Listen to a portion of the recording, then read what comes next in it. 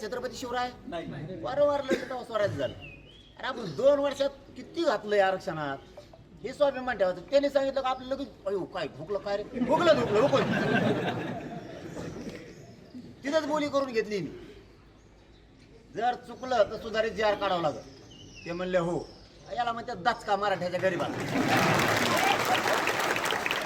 आणि आपण एका लाईनवर क्लिअर राहायचं. आता कोणत्या तुम्ही म्हणले हैदराबाद गॅजेट लागू केलं, विखे पाटील म्हणले, अर्ध मंत्रिमंडळ म्हणलं, मुख्यमंत्री देवेंद्र फडणवीस साहेब सुद्धा म्हणले आम्ही हैदराबादचं गॅजेट लागू केलं. आता आम्हाला काय माहित नाही म्हणत प्रमाणपत्र पुढं वाचत असताना फडे रिपोर्टाने भानगडे शब्द चुकला तू तुला टाक म्हणा, काय ते टाक म्हणा आम्हाला, त्याच्याशिवाय नाही भेटणार. हे अभ्यासकन वाचकन तज्ञ इतके झाले, ज्या निघाल्यापासून तर इतके अभ्यासक घेत मला जिंदगीत माहित नव्हतं. इतके कुणी म्हणतो मी अभ्यासक घे बाबा मपलं पुस्तक, तुपलं पुस्तक तुम्ही माझ्या डोक्यावर काय घालून हिंडत इकडे काय नाही. हे फक्त आपल्याला भुलवीत येत. आपण येत बोळे गरीब माणसं, आपण लय विश्वास येत. मग ते एखाद्याने केलं का आपण थोडं गैरसमज होतो. काय गैरसमज नाही, टेन्शन नाही घ्यायचं, बिनधास्त राहायचं. मिळल नाही मिळालं त्यांचं सगळं बंद. तिकडे बेटावर बसा म्हणा मुंबईचं तुम्ही एक बाबा बाबा तुम्हाला सांगतोय लय अवघड आमचं काय कमी अवघड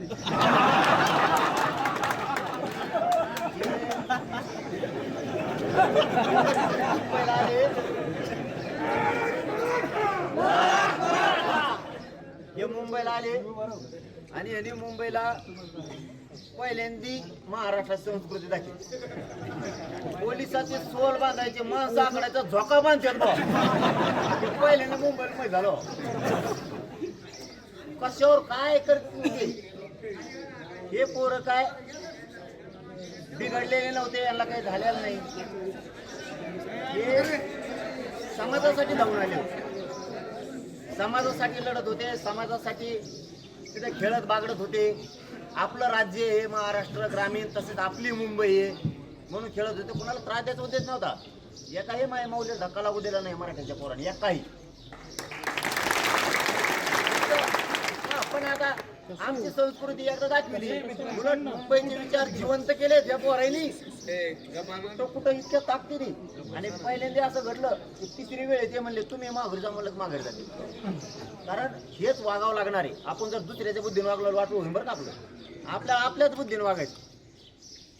मग मला धाक नाही आणि मग तुम्हाला नाही. तरी मला मराठ्यांनंतर फोन केले 2 दिवस ते दगडाखाली चुने निघले अभ्यास पण निघले. मग 2 दिवस ते कन्फ्युजन करून टाकलं सगळं गैरसमज. मग मराठ्याचे फोन सुरू झाले. ते म्हणले आबा करणारे आपण आहेत, लाडणारे आपण आहेत, मिळवणारे आपण आहेत, त्यांच्याकडे देऊन देऊ नका तुम्ही फक्त आहेत तसे आम्हाला इमानदार पाहिजेत. आपण काही कुठाने करू आरक्षण घेऊ आयला मला असं आहे का. आणि मग ते पोरं मग मराठा समाजाचे फोन आल्यावर ते म्हणले यांना आम्ही बघतो तुम्ही टेन्शन नका.